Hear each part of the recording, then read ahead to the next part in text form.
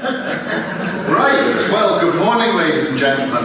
You have me for 2.5 hours.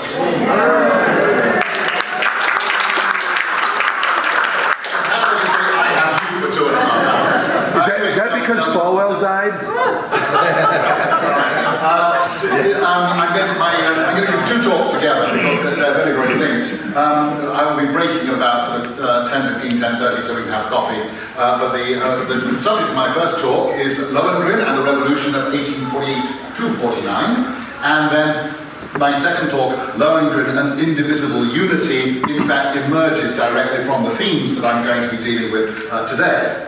Now, I think that probably all of us would agree that one of the signs of a great work of art is the fact that it can be interpreted from various points of view. The Ring, for example, is a work that has been interpreted from just about every single intellectual point of view known under the sun.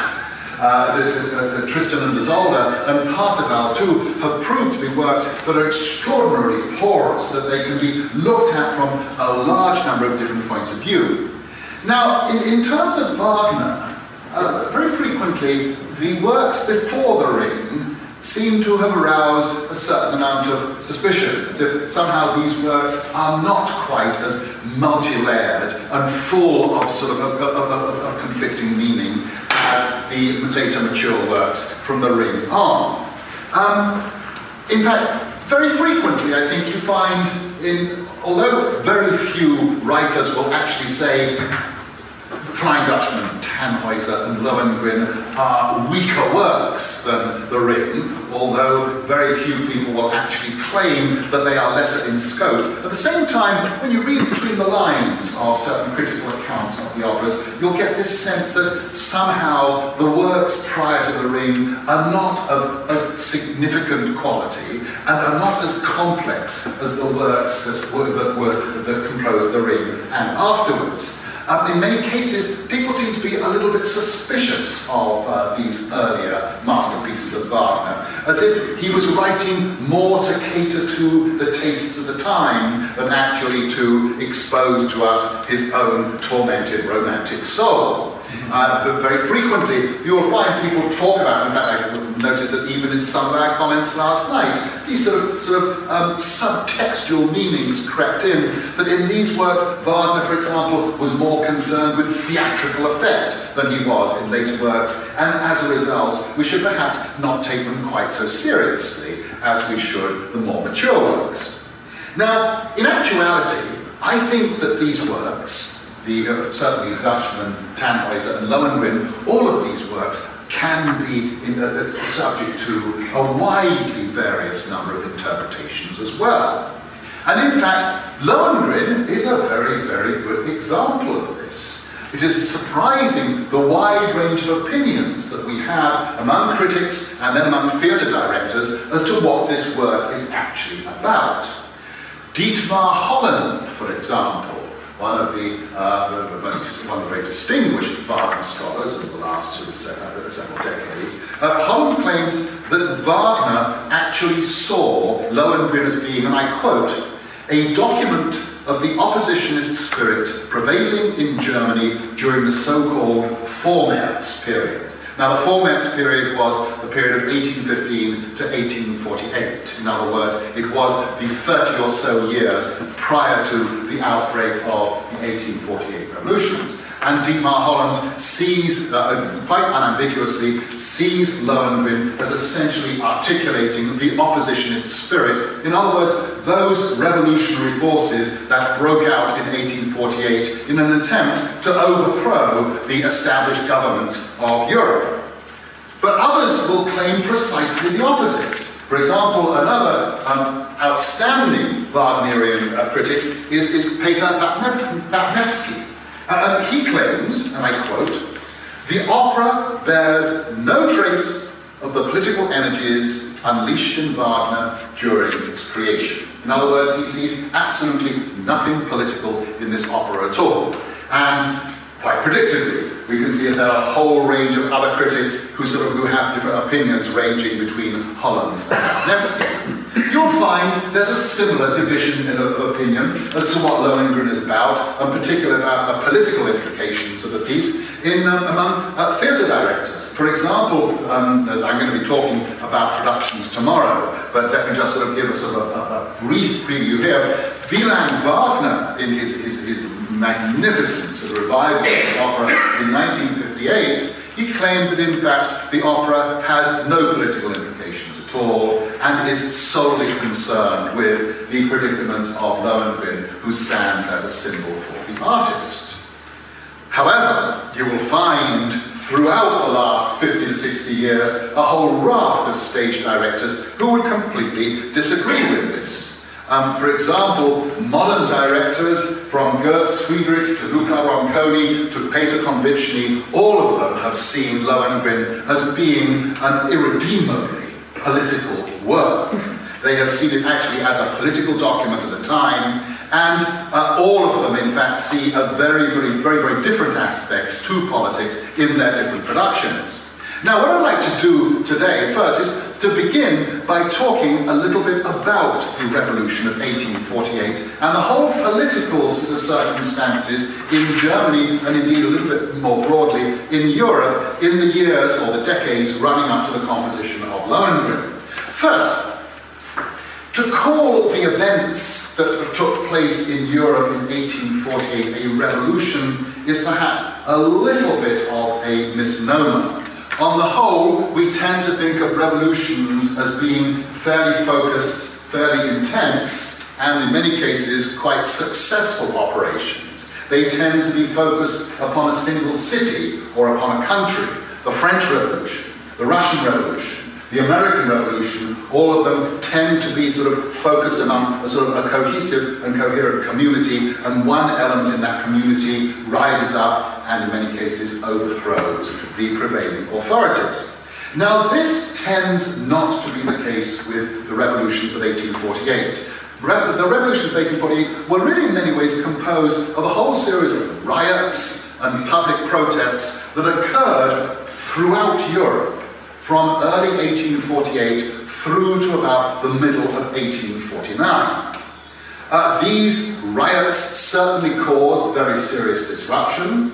People in Paris thought that maybe 1789 had come again, and there was going to be another bloody uprising, and then a sort of a wholehearted sort of slaying of the powers that be. But on the whole, in fact, in no case did in fact an event as radical as the French Revolution take place. Instead, what you find is, throughout 1848, there were major clashes between people and the military in the streets of the major cities of Europe, in particular Paris, Berlin, and Vienna, where there was, for at least a few days, the possibility that these riots might lead to the overthrow of the government.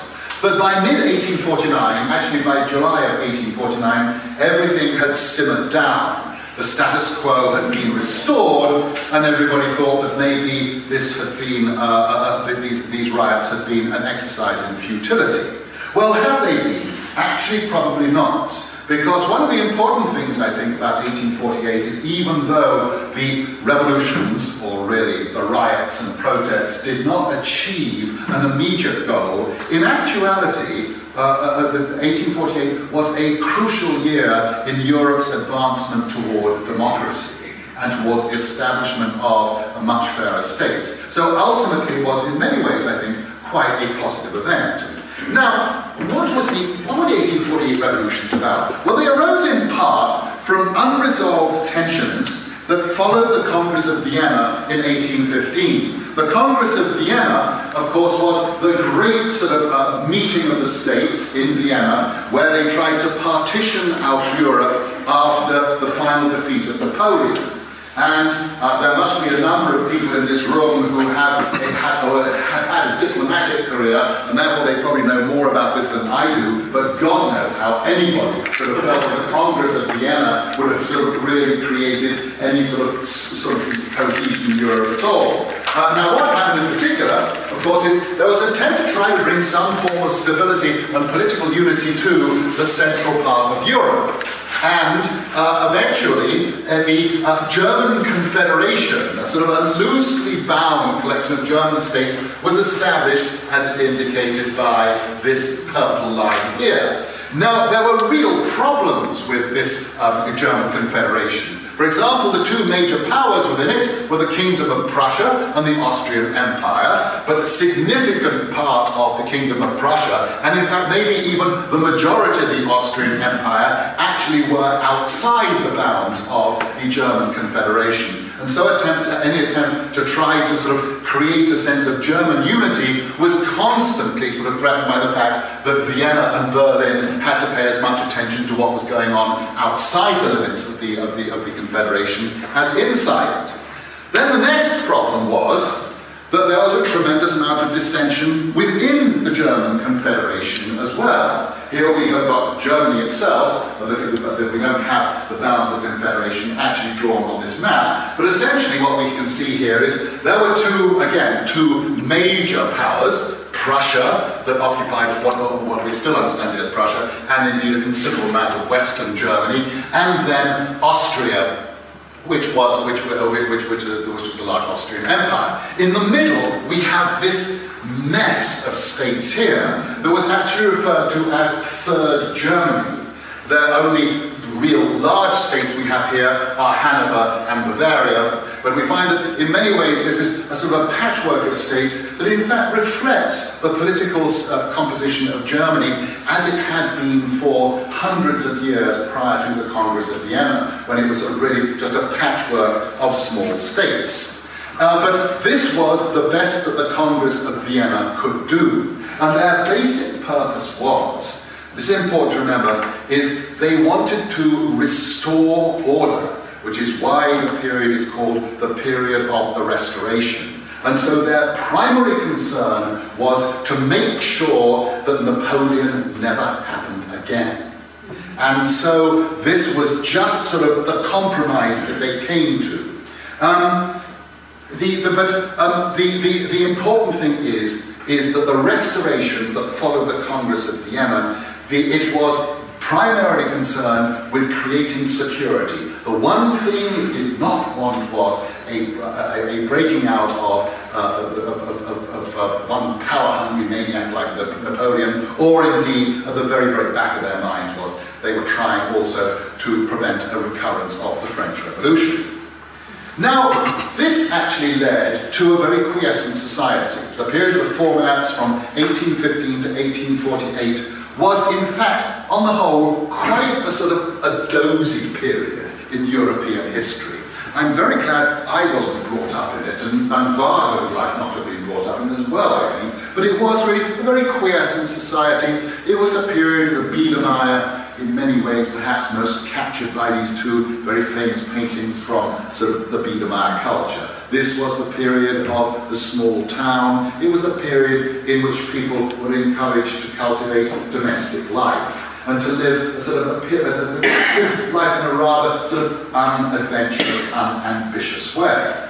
However, the other important thing also about this period was there was also a certain modicum of comfort broke out this time. This was actually in the years following the Congress of Vienna. For the first time, Europe began to achieve some degree of wealth that was possessed not only by the ruling classes, but by the middle classes. So this was, in many ways, the time when the middle classes were beginning to rise. It was a comfortable, even a complacent time. But in actuality, most states, particularly in the German-speaking part of Europe, most states were actually police states. And political protest and any form of radical, unorthodox thought was at the times very, very rigorously suppressed. And so the surface of Biedermeier Europe, to a certain extent, hid a sort of a much more stringent, repressive approach to people from the authorities. And because of this, we actually find that this period was punctuated by outbursts of considerable violence. For example, we have the July Revolution in Paris in 1830 that actually did overthrow the monarchy, though in fact it didn't overthrow the whole structure, it just actually sort of replaced one monarch with another. In the same year, we have the Polish insurgency of 1830. This was the first political event that Wagner, who was a 17-year-old at that time, became aware of. And in fact, we have his word for it in various writings that for the first time he became aware of the oppression that people in Europe were living under. And the Polish, of course, rose against the Russians, and one of the problems was they did not receive the support from the Germans that they hoped that they would do. And so this period clearly was sort of a period of peace and calm that was broken by outbursts of violence. And then during the 1840s, right at the time when Wagner was coming to be established as a major presence in the German theatre and in German music, it was during the period of the 1840s that the Restoration began to unwind.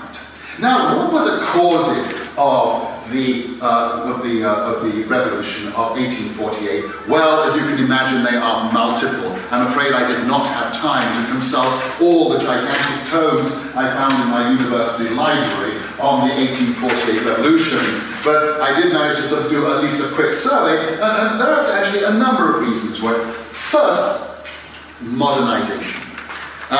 Europe was in the first phases of its industrial revolution. So it was at this period that we have the beginning of the growth of cities. The beginning of the growth of cities from being really a few 100,000 people to a few million people. There was a gradual shift at this time from a rural economy, an agricultural economy, to an urban and industrial economy. And the political structures of Europe that were still sort of left over from the 18th century were quite incapable of absorbing and dealing with all the social and economic change. This was the period of the growth of slums in cities, of unemployment, and already in Paris, Berlin and Vienna, the three biggest cities of Europe, by the time we get to 1848, modern sort of conditions of industrial, of urban squalor were very, very much in place. Democratization was also another important aspect. As an outgrowth of modernization, there were increasing demands among the population for a greater participation in their own government. And yet at the same time, we had the absolutist rules of monarchs, the royal rule that most of Europe was still under, was increasingly being seen to be archaic. And it was at this point also that economic power was clearly seen as advancing, passing toward the bourgeoisie. The next important point is nationalism. Nationalism in particular was very, very important in Germany, or in the whole German Confederation. Today, we consider nationalism to be a conservative phenomenon. In fact, on the whole, we see it as being a sort of a force that in some ways sort of represses and contains people.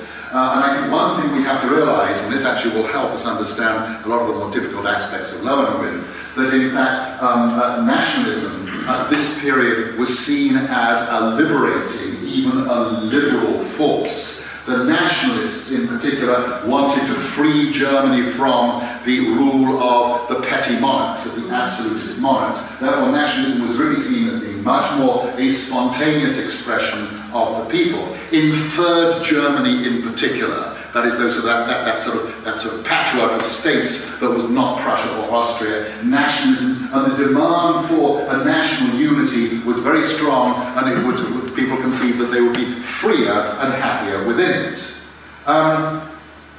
Next, the nature of nationalist thought. On the whole, I'll get to ideology in a moment. But I think one important thing about nationalist thought is in the 18th century, nationalist thought on the whole tended to be what we today would think of as being liberal. The nation in the 18th century was conceived as being composed of anybody who wanted to be in a nation. In other words, the nation was really defined by its willing participants. Nationalism in the by the time we get to the 1848 revolution, nationalism had been very, very much redefined. And nationalism was defined as being composed of you were national by language and by race. This, to a certain extent, was a result of the Romantic movement that really redefined the discussions of Romanticism, of nationalism. But this is one of the reasons why I think we tend to find nationalism, the nationalism of language, is particularly sort of repressive today, because we have seen what happened with that thought in the 20th century. But it's really in 1848 that we find the idea of nationalism as defined by language and race as being a major political force. Finally, ideology. One of the notable things about 1848, this is the first instance of a lot of political unrest actually being driven by ideologues. And a number of ideologies appear in 1848 for the first time that would ultimately dominate European politics for well over 100 years. This was, of course, the first revolution in which socialism was sort of posited as a sort of a utopian, sort of pointing out to a utopian society. 1848 was the publication, of course, of the Communist Manifesto. And socialist ideas began to impel a lot of those who were participating in the revolution.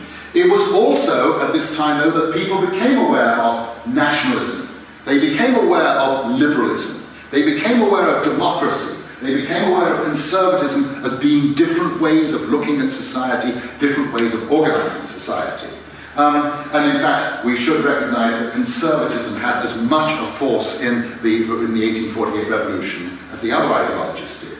Now, the shape of the revolution, well, it's extremely confusing, and I'm not going to spend a lot of time trying to sort of tell you each event as it unfolded in different cities. And in Germany in particular, the actual shape of the revolution is very, very difficult to see a clear pattern in. But essentially what happened was there were major outbreaks of protest in German cities early in 1848, culminating in March in very serious riots in Berlin, where there was, for a few days, the possibility that the Prussian monarchy would be overthrown. There were considerable casualties in the streets, and a very, very difficult period afterwards in which Berlin gradually tried to sort of come together as a cohesive society. As a result of the riots in Berlin, there was established in Frankfurt, in the middle of Third Germany, the Parliament of 1848. And the purpose of the Frankfurt Parliament was specifically to establish a Germany that would be unified, and would be unified on peaceful principles, in which all sort of parts of Germany would have an equal contribution to the creation of a unified state. Simon? Yeah? I would add to your list of very good items before. I would add that the seeds of the 1848 revolution were cast by Napoleon in the Napoleonic Wars, because the idea that a people could raise up against a king and succeed inflamed all of Europe. Okay. And many people in Europe wanted to become part of the Napoleonic Revolution, just so it would release that energy into society. And the forces that were really threatened by Napoleon were not so much states as kings. The English king was, the reason they fought Napoleon is that he was fighting against monarchy, and they fought to defend the king. So the restoration of 1815 was the perseverance of the over the mass of ideas that had flowed out of 1789. Yeah, I know. I think that 1789, of course, is the crucial date. I mean, this was the time when suddenly people realised that they could, in fact, get rid of their monarchy. No, I agree with you. I mean, and essentially, the European governments really took an extraordinary sort of retrenched position. They really did, in some ways, restore the ancien regime. And so you have governments that were completely out of touch with what was happening in the streets of the city, which is what occurred here. Anyway, what we actually have is the 1848 Parliament looked as if it might actually try to establish some sort of German unity, and then there were riots in Vienna. And the Vienna riots, again, were particularly violent. Again, the Habsburg monarchy actually had to leave town. there was the possibility of, again, the establishment of a non-monarchical government. But because of the riots in Vienna, the Frankfurt Parliament failed, and then there were riots in many German cities. Ultimately, these went into 1849, and one of the last of the major riots occurred in Dresden in 1849, when there was an attempt to overthrow the Saxon king. This, of course, these were the riots in which Wagner himself was actually implicated. This uprising failed because although it looked like the riots in the streets were gaining the upper hand, the Saxons brought in the Prussian, the Saxon monarchy brought in the Prussian troops, and they eventually just sort of wiped out any opposition. Wagner was not really that prominent in this uprising, but he certainly participated, and as a result of this, he had to flee the country, and a warrant was put out for his arrest, and he spent several years, well over a decade, in exile in Switzerland as a result. Now, many claim that the 1848 revolution failed because at the end of 1849, things seemed to be much the same as they were before. But I don't think they were. This was a crucial phase in the growth of Europe toward a democratic society. The royalist governments got the message, and gradually you find royalist governments begin to disappear, republican governments come to be established, and a far more sort of a more democratic society that is ruled by a bureaucracy and by law courts became established much more strongly.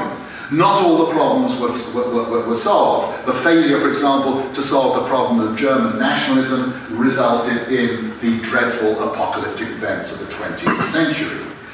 So the seeds of modern modern totalitarianism were, in fact, to a certain extent sowed during the 1848 revolution, but then so too was the movement toward democracy.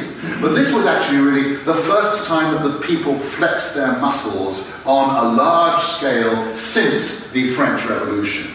And it also anticipated many events in modern labour movements. Well, that's enough of the background. Let's get now on to Wagner. And how was he involved in all of this? Well, I think it might be a good idea just to sort of trace the interweaving of the composition of Lohengrin with the events of 1848. In 1845, in the summer of 1845, Wagner drafts the plan for Lohengrin in Marienbad, which of course is a resort area, a resort city in Bohemia. By November of 1845, he had completed the poem. I think actually he was still referring to his words as a libretto at this time, but I always love the term poem instead of libretto for an opera, but I put that in there. He used the poem from the ring on. In 1846, in May of 1846, he actually begins the composition of the score of Lohengrin. In 1847 is the ending of the Swiss Civil War. Yes, there actually was a Swiss Civil War. It didn't seem very exciting civil war. It seems to be battles of people and bureaucrats on the meadows. But anyway, this was an important moment, because the end of the Swiss Civil War, and Switzerland actually sort of established some sort of republican sort of constitution that served as a sort of an inspiration for the remainder of Europe. In 1848, very early on, Marx publishes the Communist Manifesto. After this, from February to March, we have the revolutions in Paris and in several German cities. And then in March, the revolution in Berlin and the establishment of the Frankfurt Parliament. In other words, all this was carrying on while Wagner was actually composing the score of Lohengrin, which eventually he finished on April the 28th. So essentially, the major events of 1848 and the composition of Lohengrin actually interlaced each other. And then, in spring and summer, after the completion of the score of Lohengrin, there was the revolution in Vienna and disturbances throughout Germany into 1849. In April and May, Wagner was involved in the Dresden uprising, and then after that he went into exile in Switzerland. And then in the same year, in July, the final events of 1849 were revolutions in the state of Baden. And then, a year later, 1850, August 28, when everything had gone back to at least a seeming peace, the first performance of Lohengrin took place in Weimar, and Wagner, of course, was in Lucerne. As Jeffrey pointed out to us yesterday, he was the only German who actually did not see Lohengrin in the sort of the 10 or so years following its first performance. Now, although Wagner was known, in fact was notorious for his political views, he was not actually a great political scientist or theorist. Wagner was, if anybody was a polymath. It's astonishing the number of areas in which he was interested and at least considered that he had a certain degree of expertise. He dabbled in many different areas of intellectual endeavour. He wrote political theory, he wrote philosophy, he wrote cultural theory, he wrote dramatic criticism, journalism, religious studies, and fiction. But I think most of us agree that very few of these activities were important in themselves, and he did not really make a very significant contribution to German thought in any of these particular areas.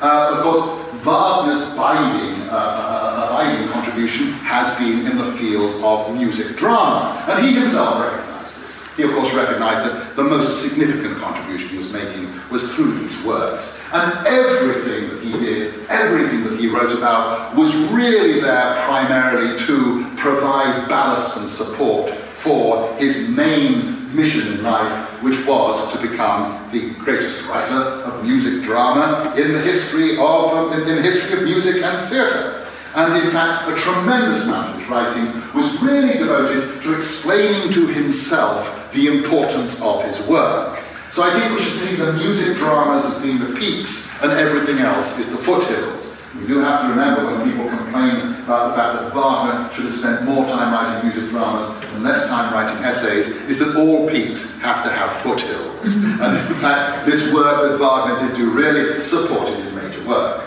Now, right up until 1849, until the Dresden Uprising, Wagner was employed as Kapellmeister in the Royal Dresden Opera. But during this time, actually he was there from 1844 on, during this time he became increasingly frustrated with his position in Dresden, and in many ways he personally was developing the sort of frustrations and the ideals that were being developed in Europe as a whole by sort of the revolutionary and pre-revolutionary thought. He struggled to raise artistic standards, but found that he was constantly sort of prevented from doing this by the sort of the laziness and the sheer sort of lack of ambition of those whom he's working with. But also he found himself particularly blocked by his royal master. He found himself increasingly straining at the authority that he had to sort of work within which he had to work, and he naturally resisted this authority. He also disliked his low salary. Well, nothing particularly about that. But anyway, it is likely that while this was a period that was of increasing frustration for Wagner, it is probable that the composition of Lohengrin carried him over this period. It was Lohengrin to which he could constantly go back and find the sort of the satisfaction that he needed as a practicing artist. But as political tension mounted in Europe and in Germany, he became increasingly identified with the revolutionaries. If we just have a look at his revolutionary writings of the period, first in 1844, we have the speech at Weber's grave. He was instrumental in bringing Weber's body back from London to Dresden, where he was given a sort of very formal ceremonial interment. And it was in the speech at Weber's grave that he identified Weber as the most German of German composers. And this is a key moment in his sort of the development of an idea of there being an individual German voice within music and within opera. And then, in 1848, we have the plan for the reorganization of the Saxon State Theatre. That actually really is an interesting document. It's something actually that can still be read with great sort of profit today. It was actually really quite a visionary document. He advocated the democratization of decision-making within the theatre and also in the process of production and rehearsal. and advocated introducing a different means of producing works that really only became common in the European theatre in the 20th century. He wanted to set up a drama school.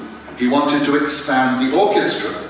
In fact, the plan for the reorganization of the Saxon State Theatre represents in many, many ways the democratic ideas that were being spread at large in European society. And when he presented this to the management of the Dresden Royal Theatre, it was decisively wiped out. There is no way that such sort of democratic ideas would be admitted into a royal theatre. And it was the rejection of these ideas that drove Wagner more toward the side of the revolutionaries. And then we have his famous Vaterlandsverein speech. This was the moment where Wagner committed himself to the revolutionary cause.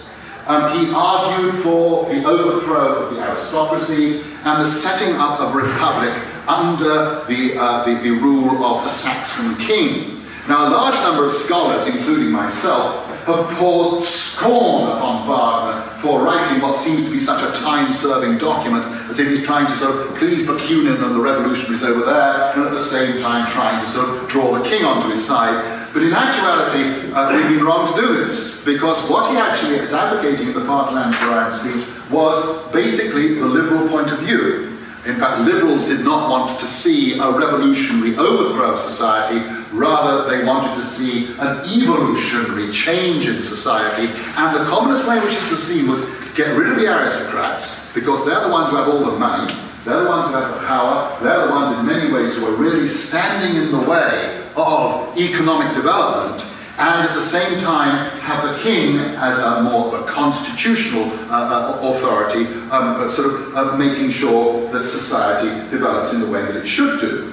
So in actuality, the Vaterlandsverein speech represents mainstream liberal thinking of the time. It represents the means of a transition essentially from the ancien regime toward a more modern dispensation.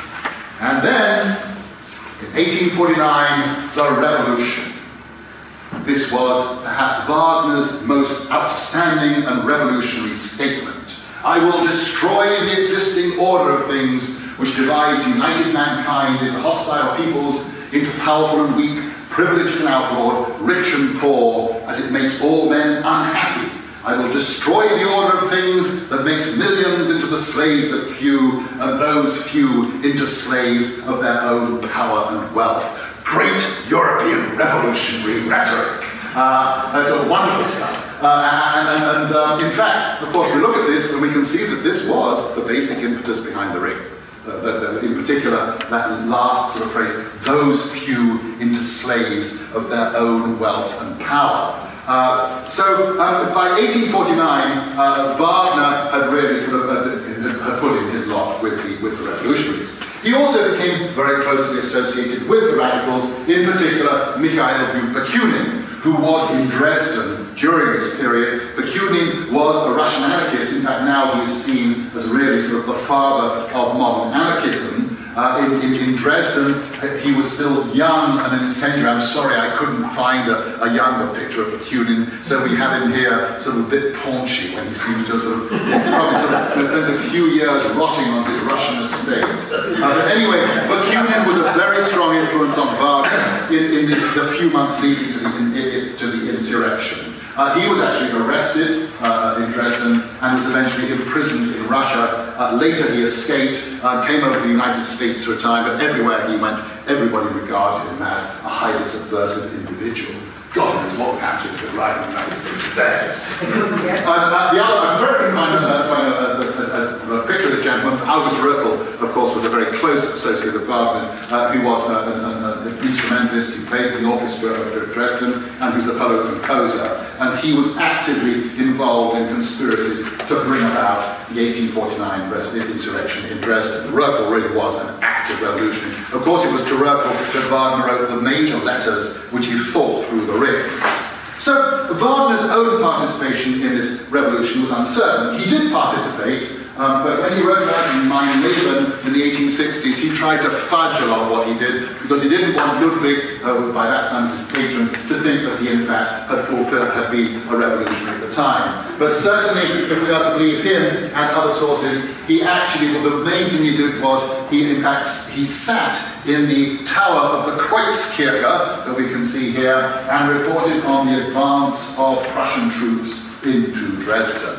So this was his main contribution to the actual activity of the riots in Dresden. Of course, after the failure of the revolution, he fled with Bakunin and the ringleaders, and he luckily escaped to Switzerland. So, excuse me, did he have any close relationship with Heinrich Heine?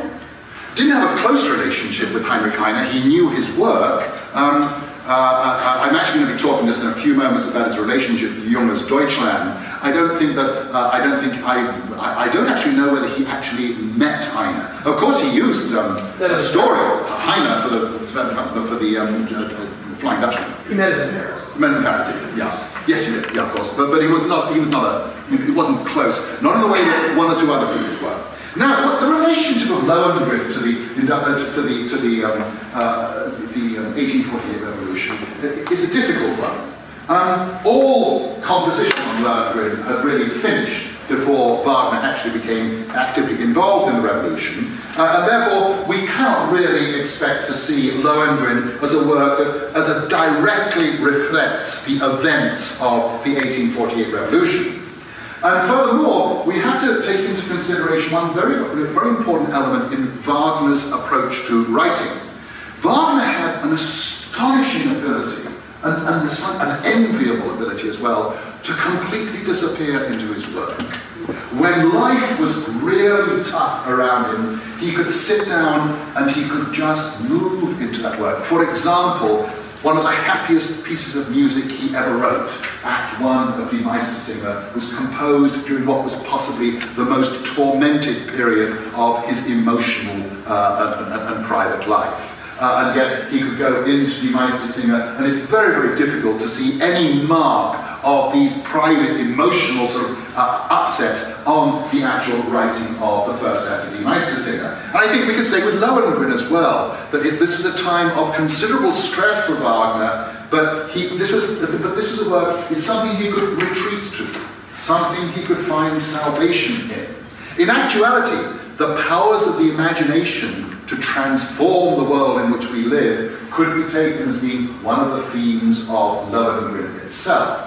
So, to a certain extent, by the very nature, the very way in which Wagner composed, we could not really expect his work to be an absolute direct commentary on the world that is happening around him. However, do we have to agree with Peter Wagnerski that there's nothing political in this? Certainly, the opera was not written with an incendiary purpose, but it is far, I think, we can't really say it's free of political content. In fact, on the whole, I have to say that I tend to gravitate more toward Dietmar Holland's idea, that in fact there really is a strong element of the oppositionist spirit here. Now, this should, by the way, draw our attention to some other influences weighing upon Wagner when he composed Lohengrin. And this is particularly his association with the group of young writers, or the loose association of young writers, called Junges Deutschland, or Young Germany, of whom Heinrich Heine, I mean, they never actually sort of identified themselves as being an active movement, but people saw all these writers in some ways as being connected, and Heinrich Heine was one of them. But the two writers whom Wagner was most connected with was Heinrich Lauber, this gentleman here, and Karl von Gutzkow here. Lauber was a playwright, a political pamphleteer, and later became one of the leading and most innovative stage directors in Europe. Gutzkow, the other gentleman with that sort of Western American style beard, was actually a dramatist and dramaturg at the Dresden Court Opera, and he wrote a number of plays that have a distinctly revolutionary tone. But the important thing about Junges Deutschland, and now we're beginning to move towards what I think makes Lohengrin such an interesting opera. Junges Deutschland was anti-romantic. It deliberately rejected romanticism. It rejected the mystical literature of the past. It rejected a literature that was based solely upon the sort of the creation of feeling. It advocated instead a hard-headed realism.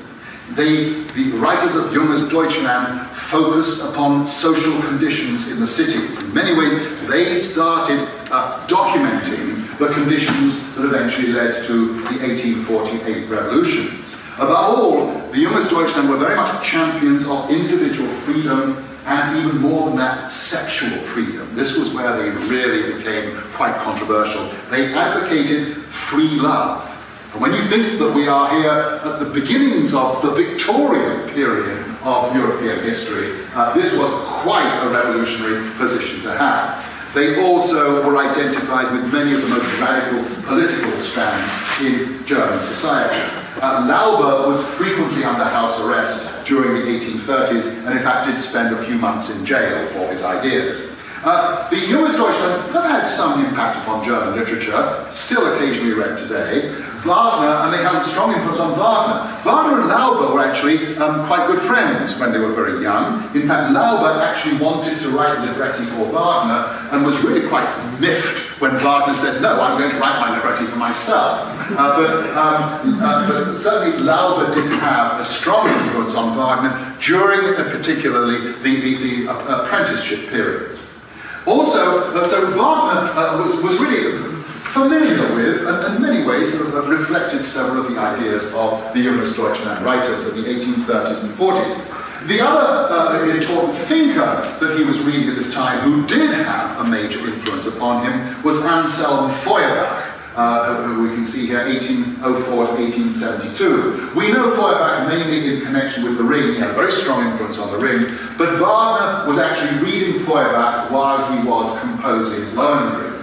And the basic idea of Feuerbach was that religion is a phase through which humanity passes. He argued that God is a projection of human suffering and ideals, and he says utopia will be achieved when we ultimately realize that God is a metaphor, and that what has to bind us together is not a worship of God, but a recognition that love and compassion are the two forces that must draw us all together.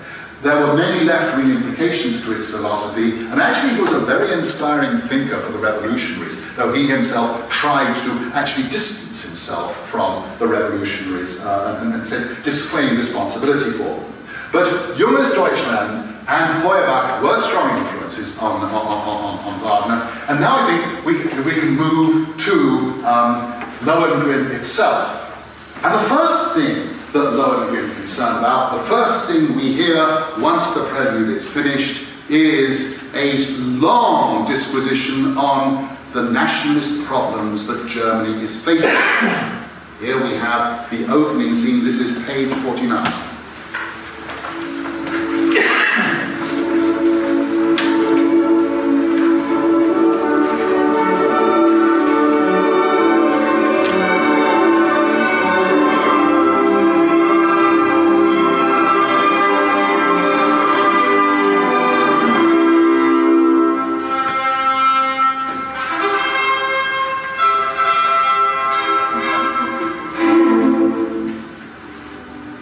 Hey!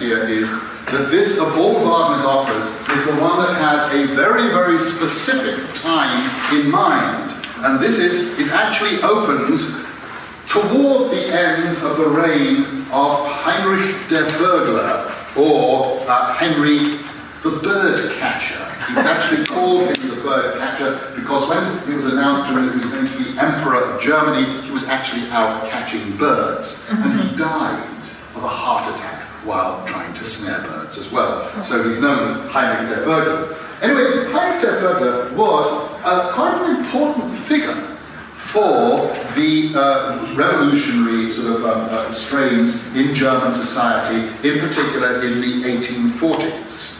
He was actually a figure widely recognized as, in many ways, being one of the first figures in history to try to establish a sort of an independent German society. And there are many significant aspects to his rule that, in fact, again, might help us to understand the importance of this figure in Lohengrin and the importance of the work itself in its own time. Simon, are those the years of his birth and death? No, that's his rule. That's his rule. Yes. There were kings. Kings only let the dates of their rules. No, he wasn't. He was about 50, 51, 55. Well, actually, most of them do that age, you know. So anyway, Heinrich der Vögler was an important figure in many ways. First, he was the first who got the idea of an independent German identity, that there was something that united the peoples of Central Europe. Of course, at this time, there was not a common language, and there certainly was no common historical tradition, as there already was developing, for example, in one or two other parts of Europe. But he was the first to conceive of the idea that there might be a sort of an independent German nationality. He defeated the Hungarians, something that is actually referred to in the speech, and for the first time, as a result, he brought to Central Europe 9 years of peace. And it was in these 9 years of peace that a more coherent society came to be constructed. He urbanized Germany, another reference actually in that opening speech. Wagner was very, very much aware of who Heinrich der Vögler was. And the urbanization of Germany is, again, considered to be a very important phase in the sort of the history of Germany during this period. Yeah. What was he the king of? He was the first, I forgot to mention it, he was the first German emperor.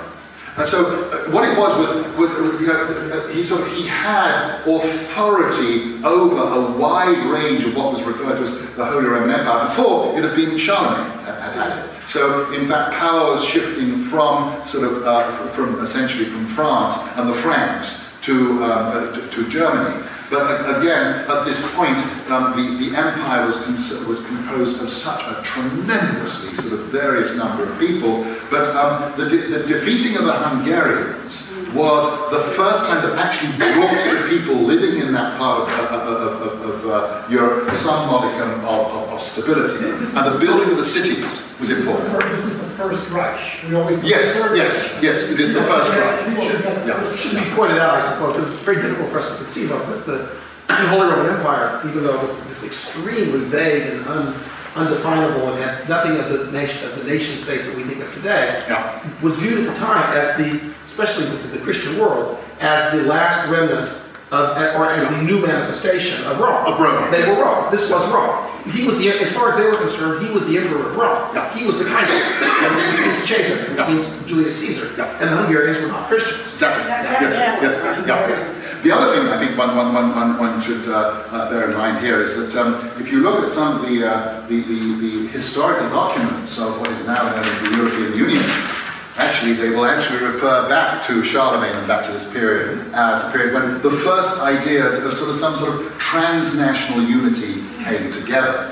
Another important element, and this, by the way, to a certain extent goes against the idea of Christianity, he actually refused to be anointed.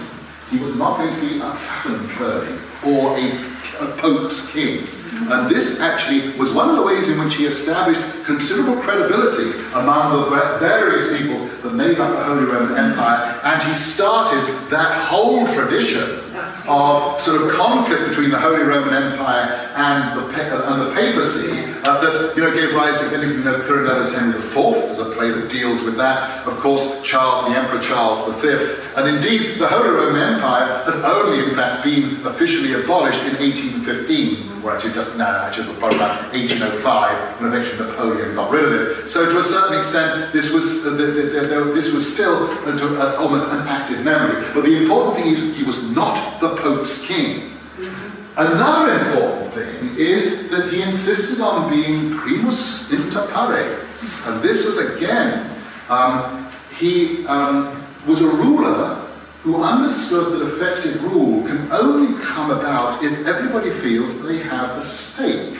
And again, this is a very important issue for the revolutionaries in Germany in the 1840s. He was, in fact, very much a people's king. Now, how much of this he actually achieved in the years of his rule, it's difficult to tell. But the ideas were identified with Heinrich III. And finally, importantly, he secured regular succession in the Holy Roman Empire, and to a certain extent assured a degree of social stability as a result of this. But of course, all is not as it should be in either Brabant or in Henry's empire, because immediately after the little extract we've heard, we have this.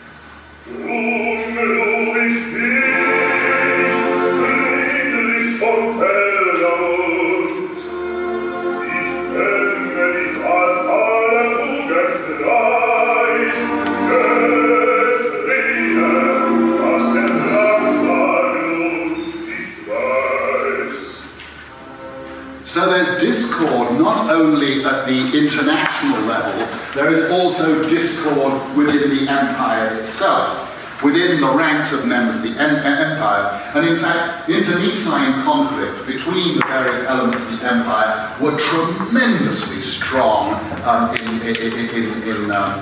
throughout actually German history. Third Germany especially was noted for not being unified. And unity really was not possible even up to the 1840s because of constant rivalry between the German states. But there was one matter that really exercised the Germans is how was power to be administered? If one did not have a monarchy, how would continuity of power be achieved? Only the most radical, and Wagner was not among the most radical, advocated the abolition of the monarchy. Most of them, in fact, most people would agree more with the liberal point of view. But the question of succession was a major concern for Henry. It's a major concern in Lohengrin, and the issue of the continuity of power was also a major issue for Germans in the 1840s. And this is precisely the issue that's exercising Telrund. He claimed the hand of Elsa, daughter of the Duke of Brabant. Then he says he rejected it when he thought that she had killed her brother.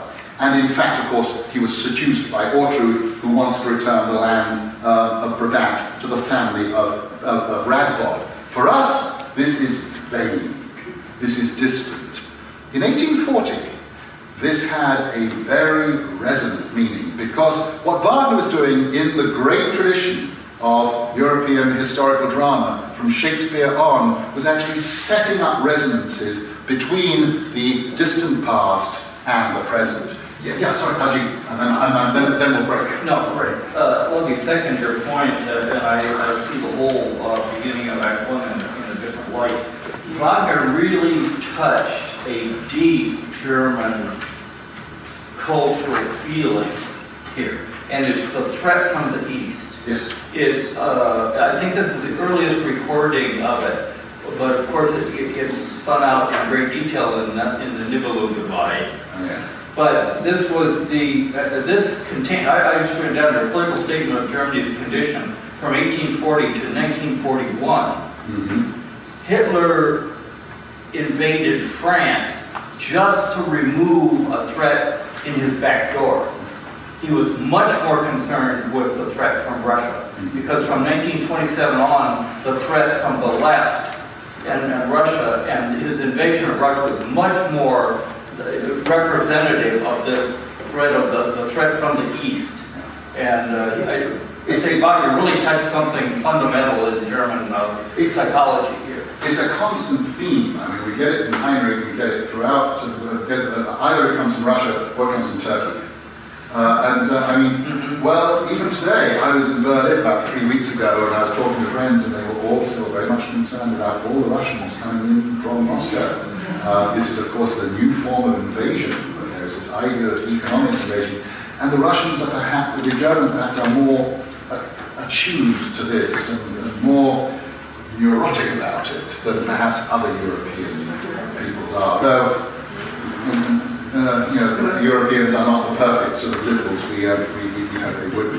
Anyway, yeah, yes. One word in, I should, but I will, just as a musician, is that with 100% agreement to everything that's being said, and find it very interesting and revelatory, it also has to be said that Wagner has written little music of less interest and less originality than that which we have listened to so far today. Yeah, it is absolutely stayed. It could have been written by almost any European hack writing on. I think 1840. exactly.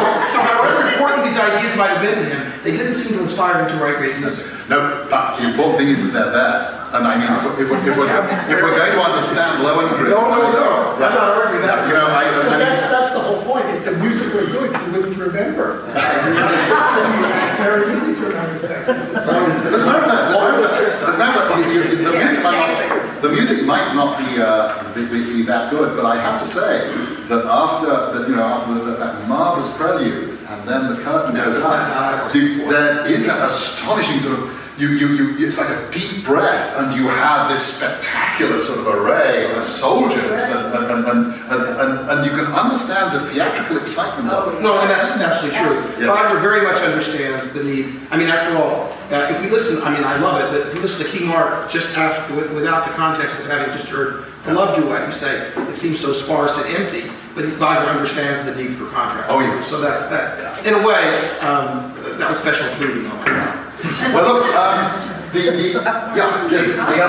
other connection you didn't draw is that it may have been the rejection of the State Theater in Saxony to stage Lohengrin, which enraged Wagner to the point of pushing him over the edge into the revolution. I think actually that it came, the decision not to do it came when they became very, very worried about Wagner, and they became aware that that was becoming a radical. Well, there was the plans. Yeah. Okay, well, anyway, the mission of Lohengrin is actually to bring unity to this fractious world. And I'm going to look at that in a little bit of time. What I would like to do after the intermission is to actually look at one or two other matters concerning Lohengrin, in particular the way in which its dramatic form and its theatrical presentation are also very much part of the revolutionary world of 1848. But ultimately, of course, it transcends the revolution. And I want to end ultimately by trying to